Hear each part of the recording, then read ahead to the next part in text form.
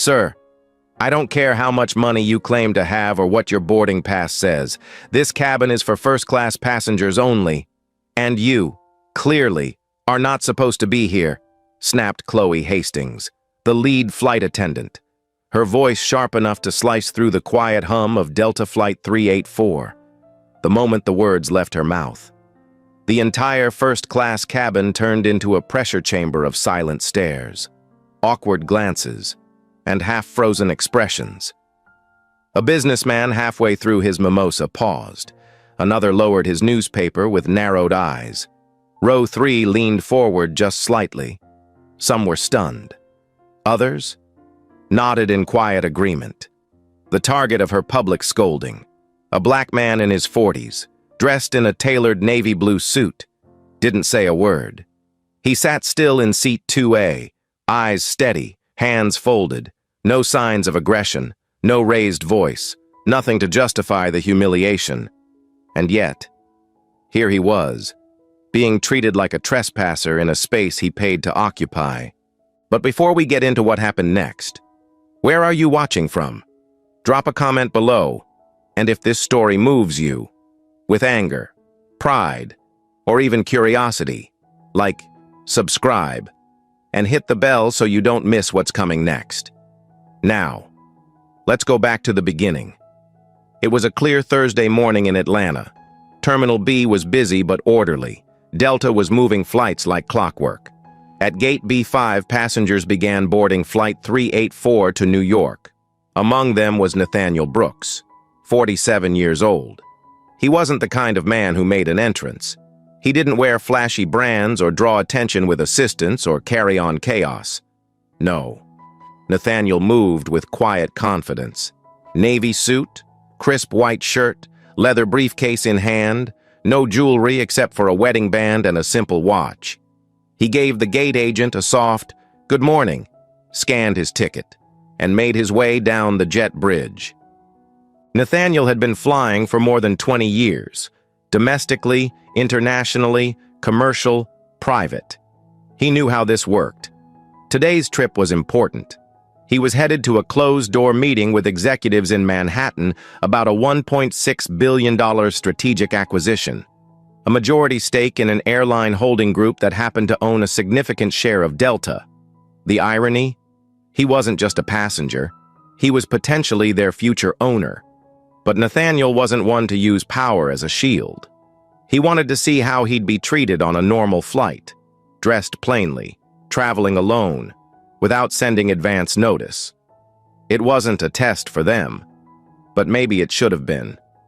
As he stepped into the first-class cabin and located seat 2A, a few eyes scanned him, not with curiosity, more like suspicion.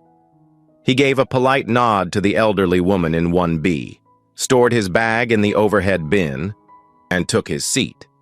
That's when she approached, Chloe Hastings. Blonde bun tight enough to hold tension, blazer sharp, voice sharper. "May I see your boarding pass, sir?" she asked, without even a hello. Nathaniel nodded and handed over his phone, the digital ticket glowing on the screen. She studied it longer than necessary, then gave a tight smile that didn't reach her eyes. This is for first class," she said, flatly. "Yes, it is," Nathaniel replied calmly.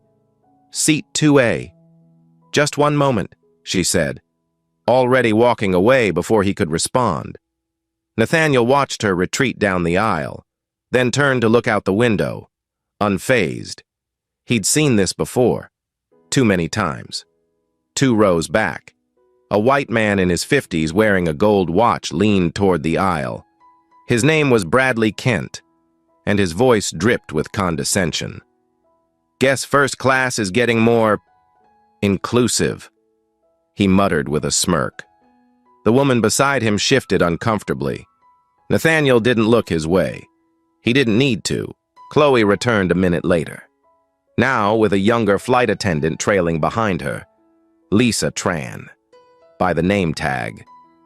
She looked uncomfortable, unsure. Chloe, on the other hand, looked like she was ready to draw a line in the sand. "Sir, I'm afraid we're having trouble verifying your seat in the system. I'll need you to come with me so we can sort this out." "No need," Nathaniel said evenly. "You can sort it out while I remain seated.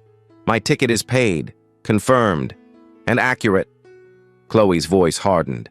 "If you don't comply, I'll have to call airport security, and I'd rather not escalate this."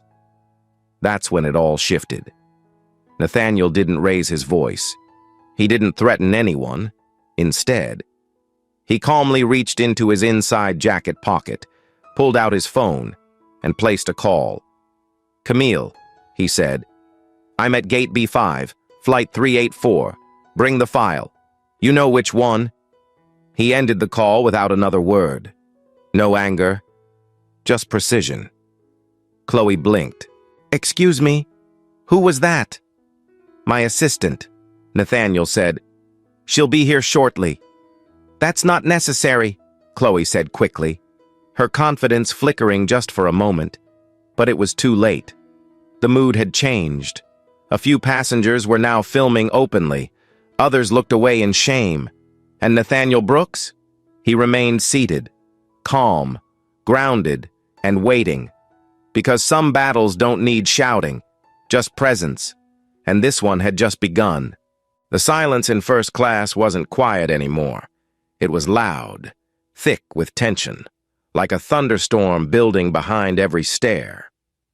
Chloe Hastings stood frozen in the aisle, her body stiff, her lips pressed tightly as she tried to regain control of a situation that had clearly slipped from her grasp. She had just been told, calmly but firmly, that an assistant was on the way.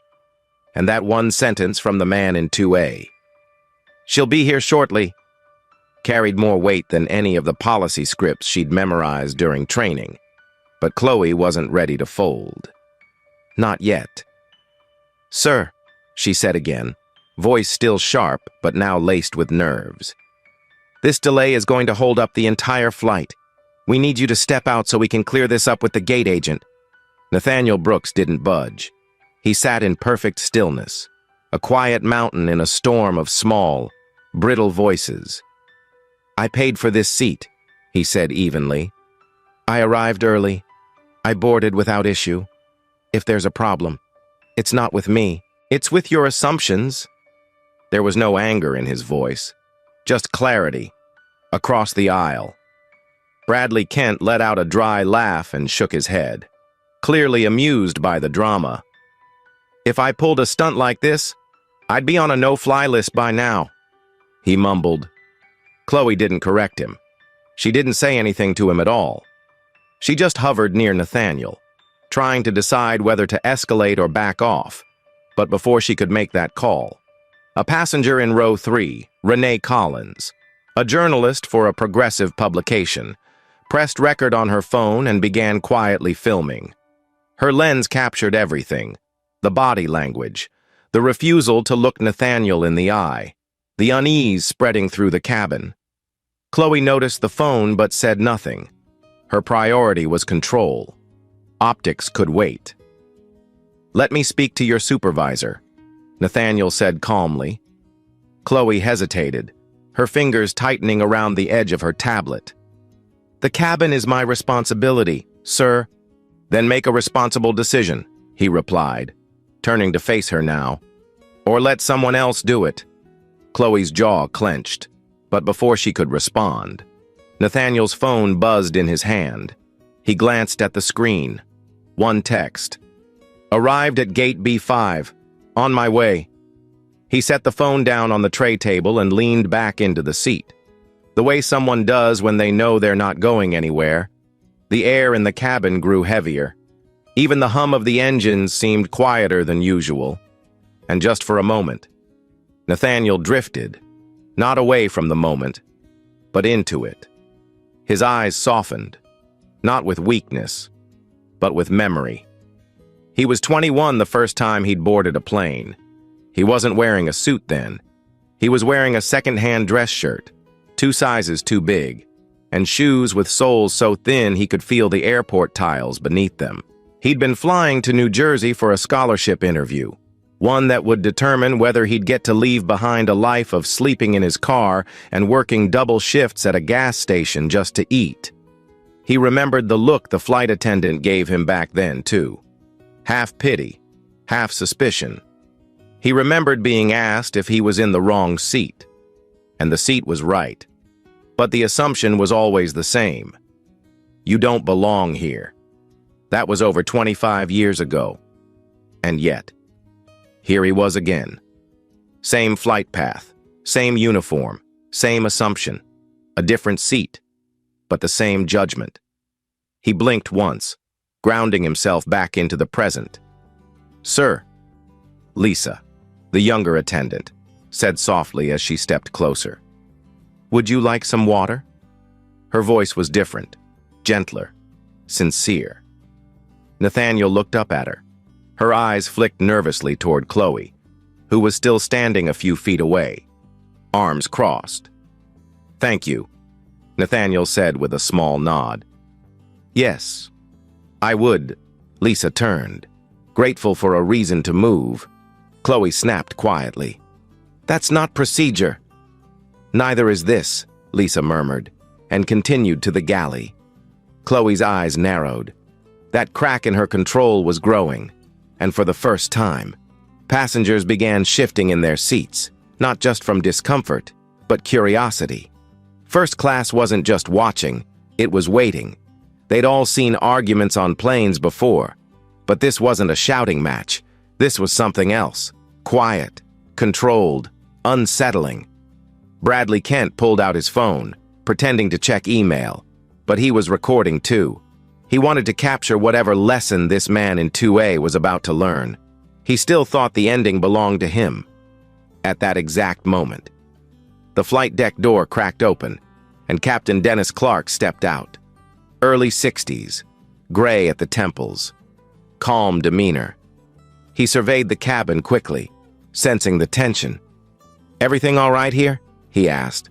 Chloe turned, a little too fast. "Captain, I'm handling a seating issue. This passenger." "Mr. Brooks," the captain interrupted, eyes lighting with recognition. "Nathaniel Brooks, from the Heiress Leadership Forum in Dallas last fall?" Nathaniel stood now, not aggressively, but respectfully. "Yes, sir. Good to see you again." Chloe's mouth opened slightly, but no words came out. Dennis extended a hand, and they shook briefly. "Didn't expect to see you here. Thought you flew private?" "Sometimes I do," Nathaniel replied. "But I like to see how the real systems work, without filters." Captain Clark turned to Chloe. "Is there a problem here?" Chloe stammered. I just thought. His name wasn't matching on the iPad and..." Her voice faded. She knew she had lost control. "He's exactly where he's supposed to be," the captain said, firmly but kindly. "Let's not make this harder than it needs to be." Chloe nodded stiffly. Lisa returned with the water and handed it to Nathaniel, who nodded in thanks. "Thank you, Lisa." She gave a tiny smile, the first she'd shown all morning. As Nathaniel sat down again, calm and composed, his phone buzzed one more time. He didn't even need to read it. He knew Camille had arrived. The clock was still ticking, and the real reckoning was just about to begin. There was something about the click of polished heels down the jet bridge that made even the cabin crew glance toward the front of the aircraft. Not fast, not loud, just steady, controlled, like someone who didn't need to run because the room would wait for them. That someone was Camille Harris. And as she stepped through the aircraft door into first class, you could feel the air adjust. She wasn't tall, but she stood like someone who commanded height. Black slacks, pressed white blouse, navy blazer with gold trim, ID badge clipped to the lapel, and a thin leather case under one arm. Her hair was pulled back in a neat bun, and her eyes, sharp as glass, scanned the room once before settling directly on Chloe Hastings. "Mr. Brooks," Camille said, giving Nathaniel a respectful nod. I have the file you asked for.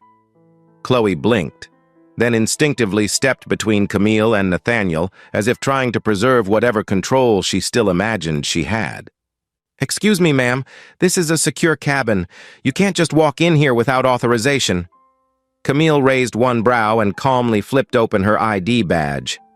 I'm Camille Harris, Executive Vice President of Brooks & Stone Capital. Then, after the briefest pause, we're currently conducting final stage due diligence on a proposed acquisition of 18.5% stake in Delta Air Holdings. The words landed like thunder in a silent canyon. Bradley Kent stopped mid-scroll on his phone. Lisa Tran turned slowly from the galley. The captain, still standing a few feet behind, folded his arms across his chest. And Chloe? She froze, because in a matter of 5 seconds, the entire power dynamic in that cabin had flipped on its head. I wasn't aware of any visitors, Chloe said, voice cracking slightly. You don't need to be, Camille replied, her tone even but firm. This wasn't a PR check. We're evaluating culture, equity, and leadership integrity, real-world interactions, not polished tours. She turned to Nathaniel. May I? Please, he said. Camille stepped forward, opened the folder, and removed a thick report. The front page had the Delta logo stamped on it, with the heading Phase 3, Behavioral Observations and Incident Readings. She placed it on the tray table in front of Nathaniel, and let her fingers rest there for a second. Then she added, just loud enough for nearby passengers to hear, the internal bias audit wasn't scheduled to begin until next quarter, but apparently, it started itself today. A low murmur swept across the cabin. Chloe's face flushed, a pale red crawling up from her collarbone. She turned toward the captain for backup, but he didn't move. He didn't need to. The message had already been delivered. Lisa stepped forward. Would you like me to bring a printed manifest to confirm the booking? She offered, her voice cautious. Chloe didn't answer, so the captain did. That won't be necessary, he said. I've flown with Mr. Brooks before. He belongs here. And just like that, the question of whether Nathaniel had the right seat became irrelevant, because the room finally saw him, not as a man to question, but as a man to reckon with. Bradley tried to recover, scoffing under his breath. So now we're letting CEOs test the help? Real professional? Camille turned, slowly. Mr. Kent, Bradley Kent. Interesting, she said.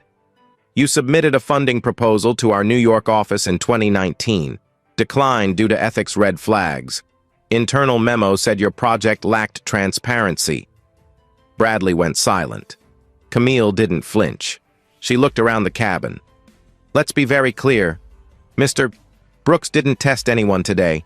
He boarded quietly, showed his ticket, and took his seat. What you saw, what you chose to do, was the test. Chloe tried one last grasp. There must have been a system error. The iPad wasn't showing his seat confirmed when I first scanned.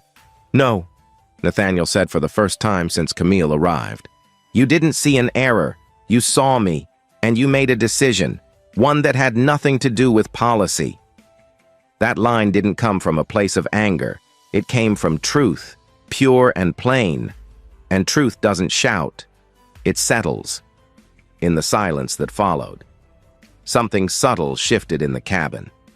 Passengers who hadn't looked his way before now lowered their eyes. Not out of shame, exactly, but out of recognition. That quiet realization that they'd witnessed something ugly, and perhaps silently condoned it. Chloe finally stepped back. I apologize, sir, she said, forcing each word like it weighed too much. If there was any misunderstanding— There wasn't, Nathaniel interrupted, his voice still composed. But your apology is noted. Camille turned to the captain. We'll be including this incident in our report. No names will be released until it's reviewed internally. but I'd strongly recommend proactive discipline before the press makes that decision for you." Captain Clark nodded solemnly. "Understood." Camille took a final glance around the cabin. "Mr. Brooks, I'll wait near the gate. Let me know if you need anything else." "Thank you, Camille," he said. She left the same way she came in, measured, efficient, and completely in control. The moment she disappeared from view, Chloe exhaled like someone trying not to cry. Nathaniel didn't smile. He didn't gloat. He simply adjusted his seatbelt and looked out the window again. The jet bridge was about to retract, and every eye in first class knew this flight wasn't going to be ordinary. Not anymore, because this wasn't just about a seat. This was about what it meant to be seen, and what it cost people when they're not. And though no one said it out loud, they all understood. The story of this flight had already begun writing itself, and not one of them was ready for how it would end. For a long moment after Camille exited the cabin, the first-class section sat in a thick, vibrating silence, the kind that doesn't happen by accident, but by consequence. Chloe stood frozen near the galley curtain, her lips tight, eyes darting from passenger to passenger, from Captain Clark to Lisa, and finally, reluctantly, back to Nathaniel Brooks, who had said almost nothing all morning yet somehow changed everything. Lisa stood quietly nearby, her hands fidgeting with a drink napkin, clearly shaken. The passengers had stopped pretending to be distracted. Now. They watched openly, like a courtroom gallery that had just realized the defendant might actually be the judge. Chloe cleared her throat, but before she could say another word, Renee Collins in row 3 stood up. Not loud, not dramatic, just quiet and steady, the way a journalist rises when she's not just telling a story but becoming part of it. Her phone was still recording. "Excuse me," she said, locking eyes with Chloe. "I think the passengers deserve to know what just happened here. You accused this man of being in the wrong seat, twice.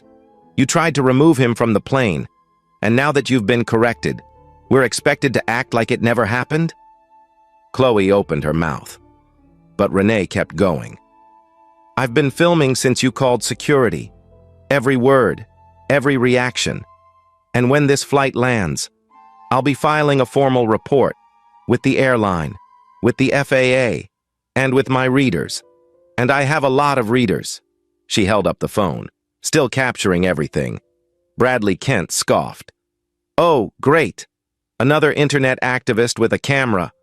Renee turned toward him calmly. "No, Mr. Kent. I'm an investigative journalist. I report on corporate ethics, transportation policy, and racial bias in regulated industries. You're part of a pattern. So is she." She nodded toward Chloe, whose face had gone pale. Captain Clark stepped forward. "Ms. Collins," he said firmly but respectfully, "I understand your concern. Let me assure you, this incident will be handled seriously and internally." "Respectfully, Captain," Renee replied.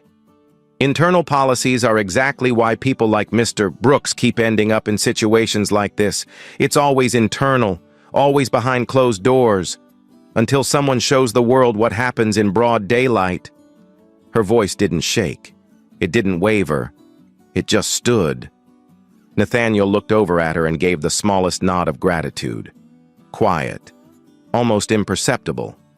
But in that moment, it said more than any speech ever could. Chloe stepped back, visibly shaken now. I was following protocol. The iPad didn't show the correct passenger ID. Then why didn't you doubt the system when the passenger was white? Renee asked.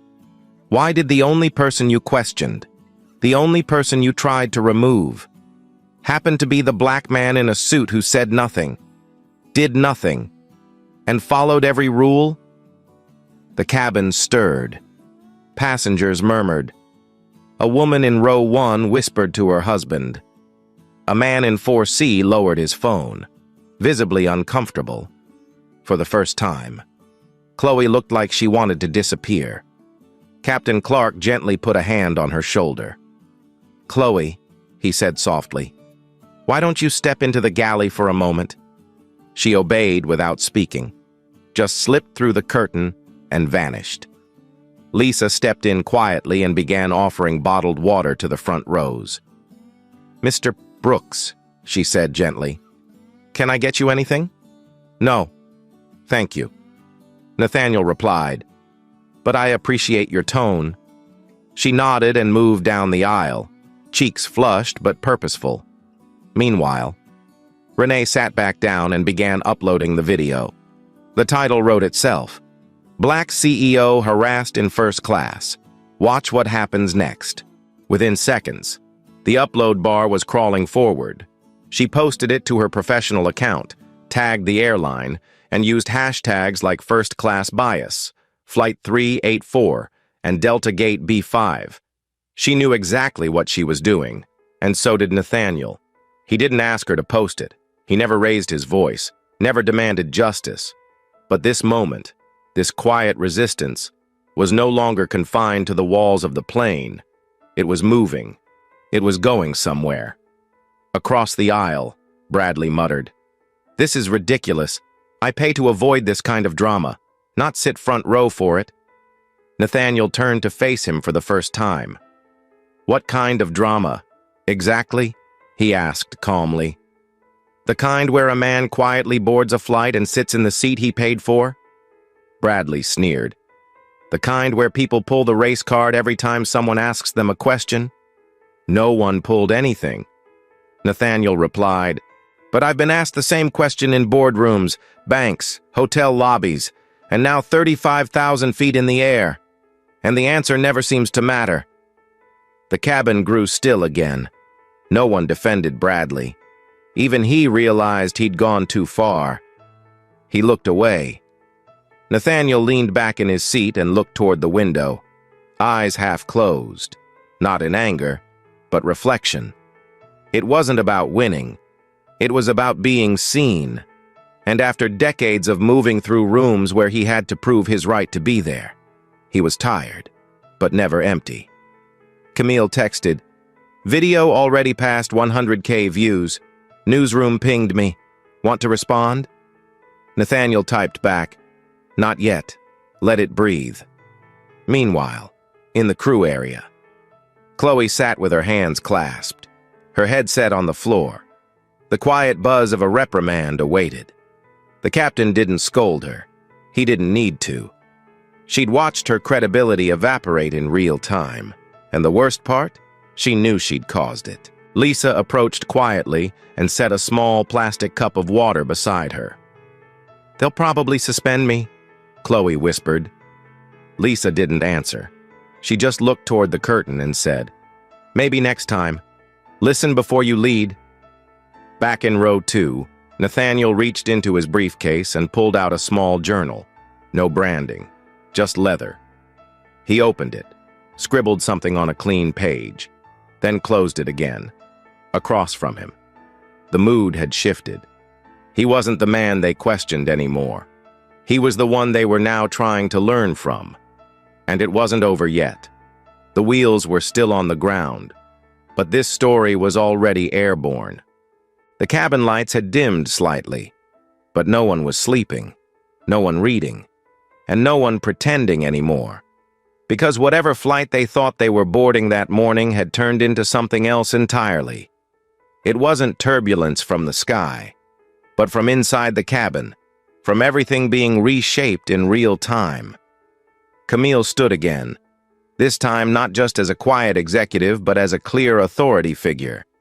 She returned to Nathaniel's row holding a silver laptop, flipped it open on the tray table, and turned the screen toward him. Passengers craned their necks. The screen displayed a PDF titled Brooks and Stone Capital, Preliminary Cultural Findings, Delta Air Holdings, Internal Use Only. It was supposed to be confidential, but as Camille scrolled down, she stopped at a heading in bold, recurring patterns of racial profiling within premium customer service divisions. It was page 17 of a 64-page document. Everyone could see the words. Camille said calmly, This document was meant for internal review only. But since it seems first class has become the review board, I figured we'd all take a look together. Her tone wasn't angry. It was composed, clinical. Over a 3-year period, between 2021 and 2024, Delta's internal compliance team recorded over 313 passenger discrimination claims linked to race or perceived social class. 72% of those occurred in first-class or priority boarding areas. The majority involved Black or Latino passengers questioned about the validity of their tickets or loyalty status. Only 14% of those claims resulted in formal retraining or disciplinary action. Fewer than 4% resulted in termination. No one said a word. The numbers hung in the air like smoke. Chloe, still seated by the galley, closed her eyes. Camille continued, her voice steady. Today's incident fits those patterns with almost clinical precision. Passenger of color, alone, traveling professionally, profiled despite a confirmed ticket, publicly humiliated, and escalated based on emotion, not policy. Renee whispered from her seat. You can't make that up. Nathaniel hadn't said a word yet, but his silence had become the center of the cabin. Everything rotated around it. Camille closed the laptop and turned to Captain Clark, who had returned from the cockpit after speaking briefly with the ground operations manager. He stepped forward now and addressed Chloe directly, not with rage, but with finality. Chloe Hastings, effective immediately. You're suspended from active flight duty pending full review. You'll be escorted from the aircraft upon arrival by base leadership. Chloe didn't argue. She didn't even look up. For the first time in the flight, she had nothing left to defend herself with. Not her voice, not her uniform, not even the illusion of control. Lisa quietly stepped in, taking her position near the front. She looked like she'd aged a few years since boarding. Meanwhile, Bradley Kent shifted uncomfortably in his seat across the aisle. He could feel it. His moment was coming.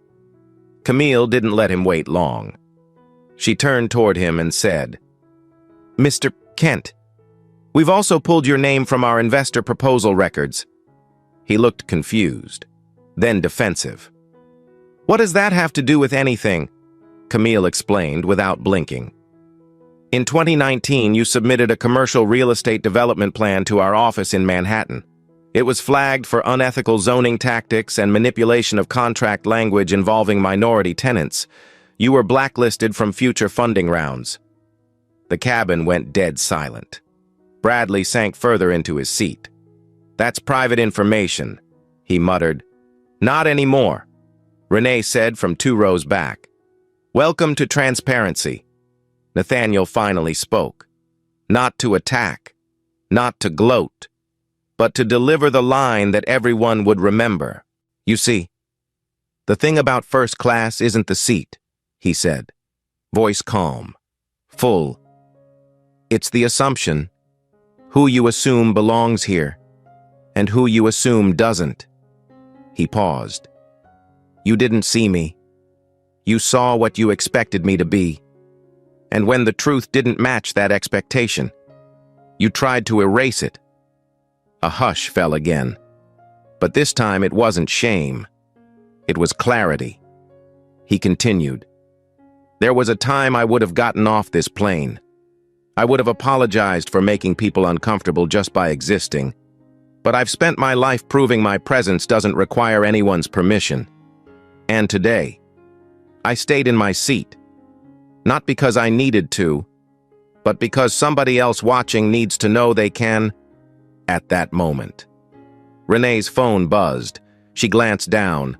Her video had crossed 3.1 million views. Major news networks were now reposting it. Camille's team began fielding calls from the Associated Press and CBS. The airline's public relations director sent a message marked urgent. Delta's stock had dipped 1.7% since boarding. But none of that noise was louder than the silence of passengers processing what they'd just witnessed.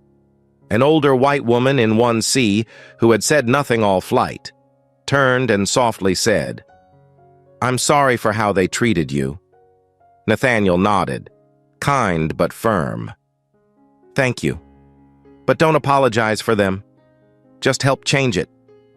The plane had yet to take off, but the shift had already happened. Not in altitude, in awareness, in accountability. And though the seatbelt signs were still lit, everyone knew, no matter where this plane landed, they'd never forget what happened before it even left the ground. Nathaniel leaned back, loosened his tie, and for the first time that morning, he smiled, not because justice had been served, but because the truth had finally taken its seat. The plane hadn't even left the gate, but the flight already felt like it had gone 1,000 miles.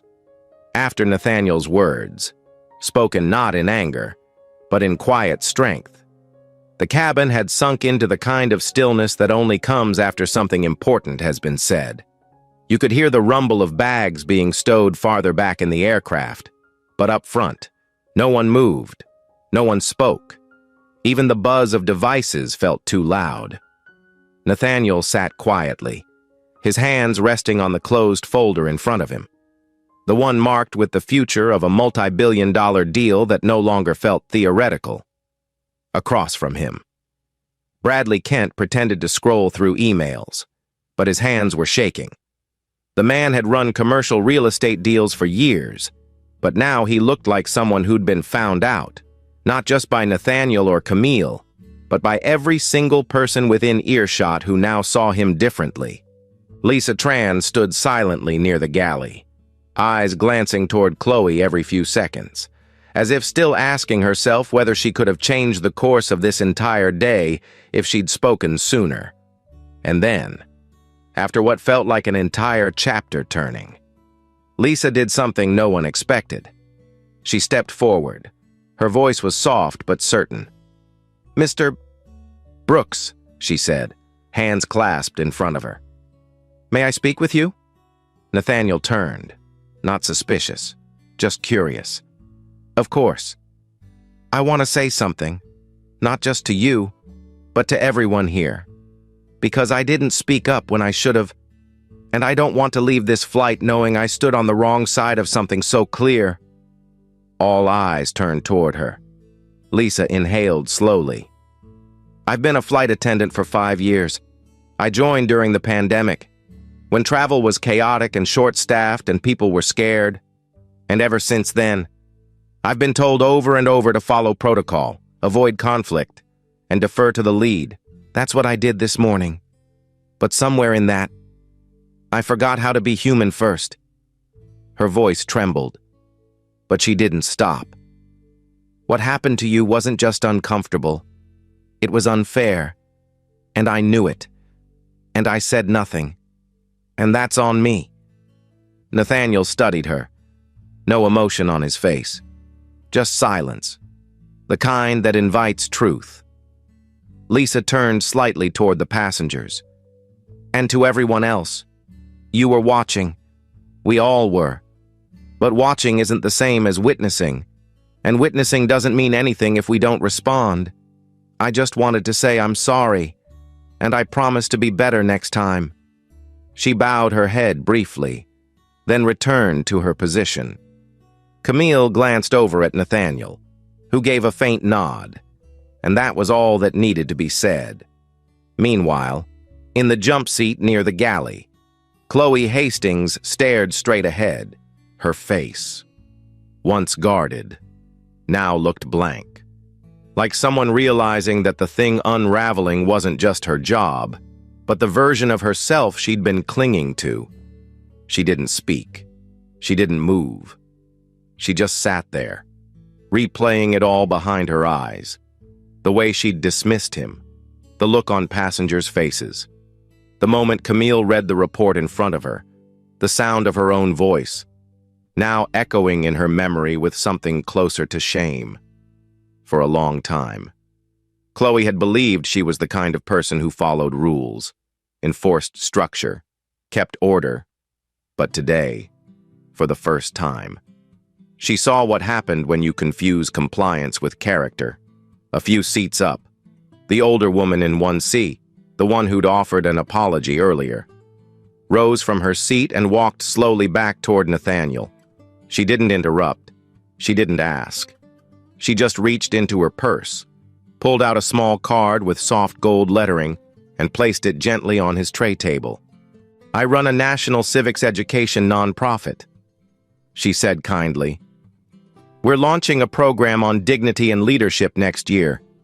If you ever feel like telling this story to the next generation, they need to hear it."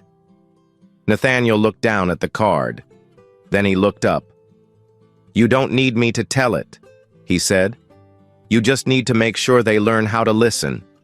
She smiled, nodded once, and returned to her seat. Meanwhile, Renee Collins, the journalist whose video had sparked the wave, received an alert on her phone. She leaned forward in her seat. 4.6 million views, she murmured to herself. "That's half a country watching in real time." She turned slightly and added, "They're calling it the 2A moment." That made Nathaniel pause. The 2A moment. He let the words land for a second. A seat number turned symbol. That's how these things work now, he thought. Quiet dignity recorded, uploaded, and reframed into movements. He didn't seek it, but here it was. Anyway, Camille leaned in beside him and whispered, "Board just called. They want your recommendation by end of day." He nodded once. "I already know what it is." "Still want to fly to New York?" she asked. "Yes," he said, almost smiling. "This flight's not over." From the cockpit, the captain's voice came over the speaker, calm, composed.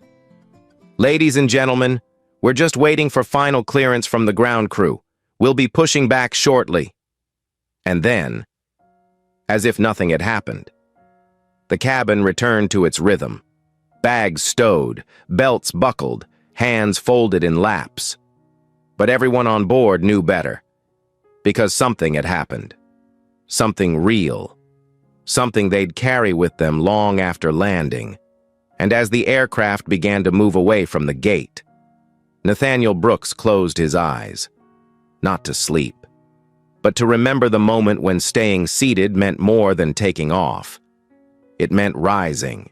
The wheels touched down at JFK just after 1:42 p.m., and for the first time since boarding. There was a gentle exhale that moved through the cabin. Not relief in the traditional sense, but the slow release that comes after witnessing something that changes you, even if you weren't sure why at the time. As the aircraft taxied toward Gate 17, passengers remained unusually quiet. No one scrambled to open overhead bins. No one stood prematurely. Instead, they sat in something like reverence, like they had shared in a story larger than themselves. Nathaniel Brooks stayed seated, eyes forward, seatbelt still fastened. He didn't need applause. He wasn't searching for attention. His expression said what he'd been saying all day without raising his voice. "I belong here. And now." Finally, everyone else knew it too. The captain came over the speaker again, his voice low, measured. "Ladies and gentlemen, on behalf of the entire flight crew, we'd like to thank you for your patience today. We hope your time aboard Delta Flight 384 gave you a little more than just miles." It was subtle, but everyone heard it. Camille stood in the aisle beside Nathaniel, her phone still buzzing every few seconds. "The video's at 6.3 million views," she said under her breath. "We just got calls from the New York Times and NPR." Nathaniel smiled faintly. "Let them talk. I'm done performing." "It's not a performance," she replied. "It's a standard, and you just raised it." He nodded once, and then turned to Lisa, who now stood at the front of the cabin like someone different than who she was when the day began. "Lisa," he said gently. She stepped over. "Yes, Mr. Brooks?" "Thank you," he said. "Not for the water, not for the apology, but for recognizing the moment. While it was still happening." She nodded, lips pressed tight, eyes holding back tears. "I'll never unsee it," she said. Good, Nathaniel replied. That's how change begins, just behind them. Chloe remained seated near the galley, still in uniform, but stripped of authority. She hadn't spoken since the captain formally suspended her. Her face was pale, posture rigid, and for the first time since boarding, she truly looked like someone reckoning with the weight of her own actions. She didn't cry. She didn't protest. She simply looked at Nathaniel with eyes that were no longer defensive, just human. He gave her a long, steady look. Then, in a voice only she could hear, he said, "Growth doesn't start with a lesson. It starts with discomfort. Sit with it." That was all. No lectures, no revenge, just truth. As the cabin door opened and the jet bridge locked into place, a Delta base manager waited outside. He stepped into the aircraft, greeted the captain, and made eye contact with Chloe. Wordlessly, she stood, adjusted her blazer, and walked toward the exit. She passed Nathaniel without a word, and he didn't look back. Some passengers watched. Others looked away, but all of them felt something they didn't have words for. Bradley Kent, now quiet for over an hour, finally stood, grabbed his bag, and paused next to Nathaniel. "For what it's worth," he began, his voice scratchy. "Don't," Nathaniel said gently, not unkind. "Let the silence teach you something." Bradley nodded, ashamed, and walked on, one by one. Passengers deplaned, but many stopped to offer something before they left. A touch on the shoulder, a whispered thank you, a look of solidarity. One woman handed Nathaniel a folded note. It read, "My son is 22 and applying to law school. Thank you for reminding me what kind of world I want him to walk into." Finally, Nathaniel rose. He took one last look at seat 2A, the seat where it all began, and then stepped into the jet bridge. Camille followed close behind. As they walked through the terminal, phones rang, heads turned, reporters hovered at a distance. But Nathaniel didn't break stride. He wasn't chasing the spotlight. He was walking through it, owning every step like it was already his. Outside the terminal, a black car waited. Camille opened the door, but before getting in, Nathaniel paused. "Let the board know," he said. "We're postponing the investment review for 90 days. Camille's eyes widened. "That's going to raise questions." "Good," he replied. "Maybe this time, they'll ask the right ones." She smiled, closed the door behind him, and joined him in the back seat. The car pulled away from the curb, merging into the stream of yellow taxis and rushing travelers. Inside, Nathaniel stared out the window, not at the city skyline, but at his own reflection. He thought about the boy he used to be, the one who once swept floors at the back of a gas station after midnight shifts, the one who was told more than once, "You're not supposed to be here." And yet, here he was, older, wiser, still carrying the weight of being seen last instead of first. But this time, something shifted. This time, he didn't just reclaim his seat, he redefined it. And as the car moved forward, Camille leaned over and asked, "How would you like to respond to the public statement from Delta's CEO?" Nathaniel turned slowly, his answer already formed. "Tell them I'm not here to cancel anyone. I'm here to correct something. And sometimes, correction starts with one person staying seated long enough for the world to stand up." And with that, the story closed. Not with rage, not with revenge, but with a quiet revolution led by a man in seat 2A who never raised his voice, never broke character, and still changed everything. Thank you for watching.